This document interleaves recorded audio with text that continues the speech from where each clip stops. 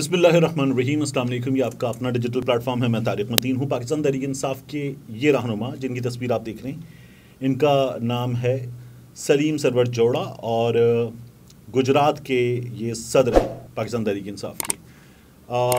इनको दौरान हिरासत दिल का दौरा पड़ा है, शदीद गर्मी, हब्स, घुटन और फिर प्रेशर है।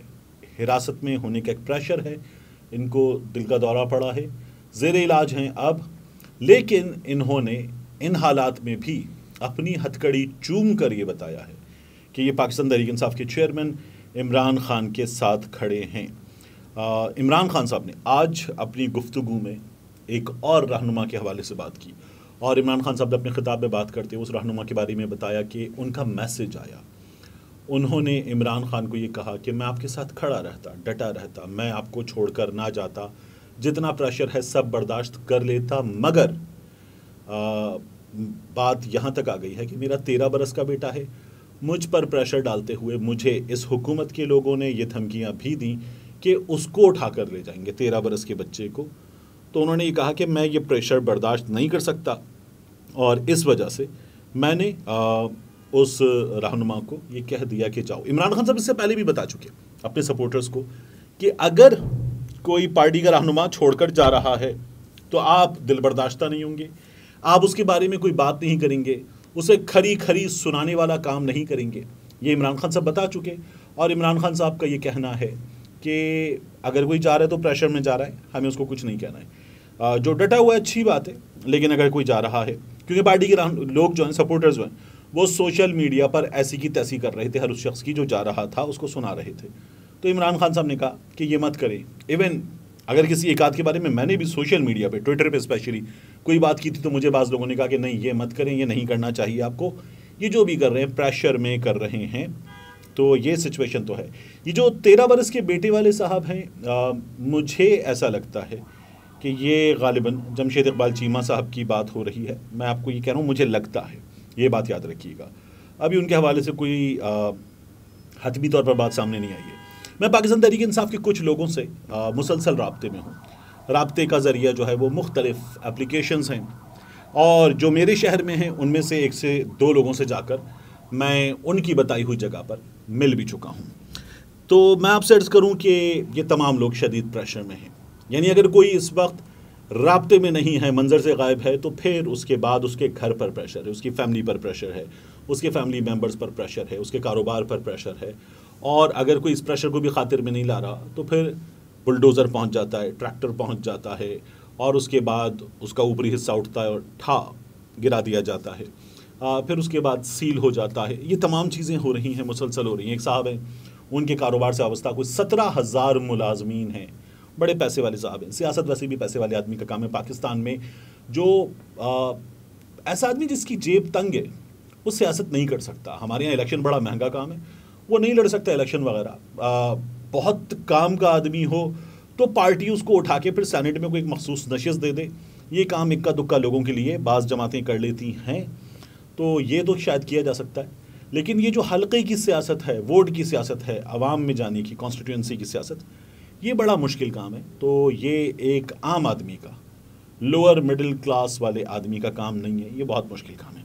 अच्छा, अब इससे आगे आ जाइए तो लोगों पे प्रेशर है, ठीक ठाक किस्म के प्रेशर में लोग ये तमाम बातें कर रहे हैं। फवाद चौधरी साहब की आज बाज़ ज़राए के मुताबिक मुलाकात हुई है। ये जो मुलाकात है फवाद चौधरी साहब की, ये ज़राए का ये दावा है कि ये मुलाकात हुई है फैसल वावड़ा साहब से। और फैसल वावड़ा साहब से होने वाली इस मुलाकात के हवाले से मैंने, समझ लीजिए कि बहुत ही डायरेक्ट सोर्स से ये चीज़ कंफर्म करने की, यानी वो इतना डायरेक्ट है कि समझ लें मैं फवाद चौधरी साहब से बात करूँ, वो फवाद चौधरी साहब से इतना डायरेक्ट है। तो मैंने पूछा कि मीडिया के ज़रा ये दावा कर रहे हैं कि फैसल वावड़ा से आपकी मुलाकात हुई, तवील मुलाकात हुई, उसके बाद आप दोनों ने सफ़र किया, कहीं जाके किसी अहम शख्सियत से आप लोग मिले हैं, तो यानी फवाद चौधरी साहब मिले, तो ये नहीं बताया गया, इस सवाल का जवाब नहीं मिला है।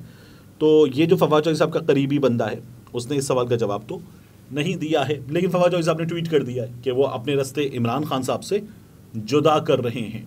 उनके ट्वीट का ये जो जुमला है, I am parting my ways with Imran Khan, ये वो है जिसकी बुनियाद पे फवाद चौधरी साहब पे फौरी तौर पर सोशल मीडिया पे बाज़ लोग सवाल कर रहे हैं कि ये फवाद चौधरी साहब ने गलत किया। फवाद चौधरी साहब से जो मामलात पेश आए उनके हवाले से उनकी अहलिया ने भी बात की थी और इमरान खान साहब से शिकवा भी किया था कि आपने फवाद की बात नहीं की, और उन्होंने एक आध नाम और भी लिया था कि आपको इनकी भी बात करनी चाहिए थी इमरान खान साहब से बात करते हुए। तो आपने कभी अवार्ड फंक्शन देखा है? उसमें जो बंदा अवार्ड लेता है तो अवार्ड लेने वाला पहले ही कहता है कि मैं मुमकिन है कुछ लोगों के नाम ना ले सकूं, क्योंकि वो ये बताता है कि मुझे यहाँ इस अवार्ड तक पहुँचाने में इतने लोग हैं, इन तमाम लोगों का शुक्रिया, जिसका मैं नाम ना ले सकूं उससे माफ़ी, उसका भी शुक्रिया।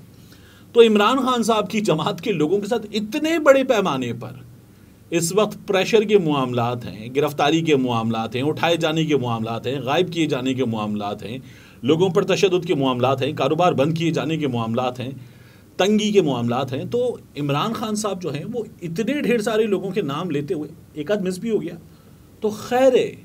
यहाँ पर ये जो शादी में जो ना वो वाली रूठी खाला वो बनने की ज़रूरत नहीं होती ऐसे मौके पे कि हमें तो दुल्हन के साथ बिठाया था तो बराबर में दो आंटियाँ थीं और सिंगल वाले सोफे पे हम बैठे थे। ये काम करने की ज़रूरत ऐसे मौक़ों पे नहीं होती।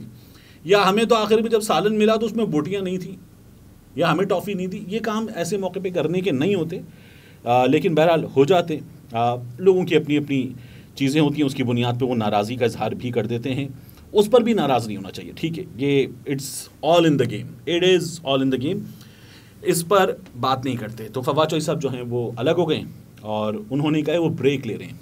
अभी आप देखेंगे कि पाकिस्तान तहरीक इंसाफ के जो छोड़ने वाले 2 से 3 लोग हैं वो मुमकिन तौर पर अगले कुछ दिनों में मुल्क से बाहर जाएंगे, कुछ वक्त गुजारेंगे। ये वक्त 15-20 दिन, 25-30 दिन का हो सकता है, महीने के अंदर वापस आ जाएंगे।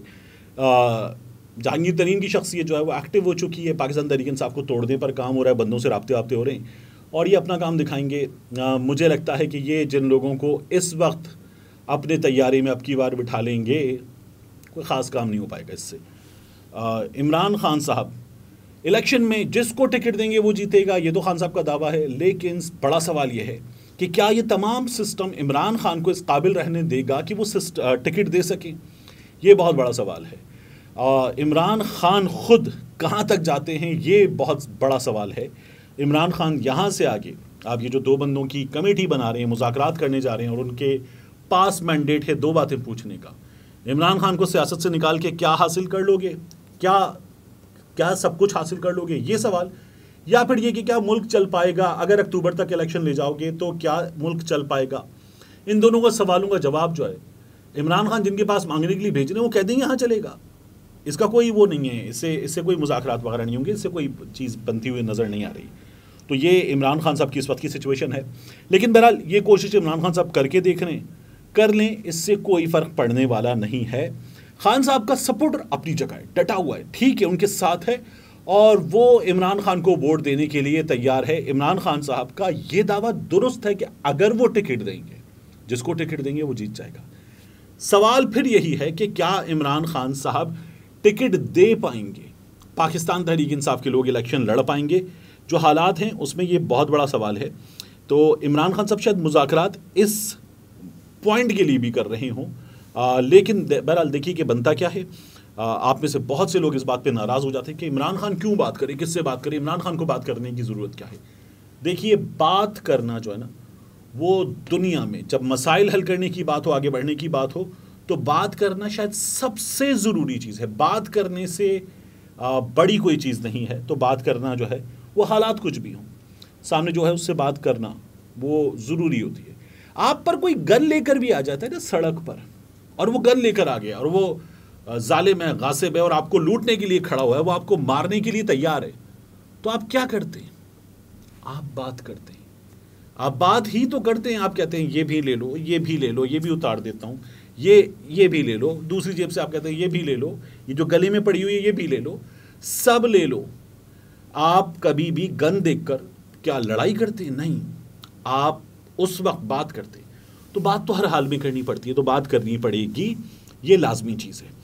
अब इससे आगे बढ़कर होगा क्या, ये बहुत इम्पॉर्टेंट है। मेरा ये ख्याल है कि इमरान खान साहब ने जो अदालत के मामले में बात की है वो सबसे ज़्यादा इम्पॉर्टेंट है। अदालत को अपना रोल प्ले करना चाहिए। मगर अनफॉर्चुनेट है, हमारे मुल्क की सियासत में बहुत बदकिस्मती की बात है, हमारी अदालत 135 दिन के करीब होने जा रहे हैं, इस बात पर फ़ैसला नहीं कर पाई है। यानी फ़ैसला तो कर लिया है लेकिन अमल दरामद नहीं करवा सकी कि 90 दिन में इलेक्शन होने। इससे बड़ी नाइंसाफ़ी क्या होगी? अदालत इंसाफ ना दे पाए, अरशद शरीफ को इंसाफ ना दे पाए, अदालत इमरान रियाज खान को इंसाफ ना दे पाए, अदालत अतहर मतीन शहीद को इंसाफ ना दे पाए, अदालत एक आम आदमी को इंसाफ ना दे पाए, इससे बड़ी अदालत की नाकामी, इससे बड़ी मजलूम की तौहीन क्या होगी?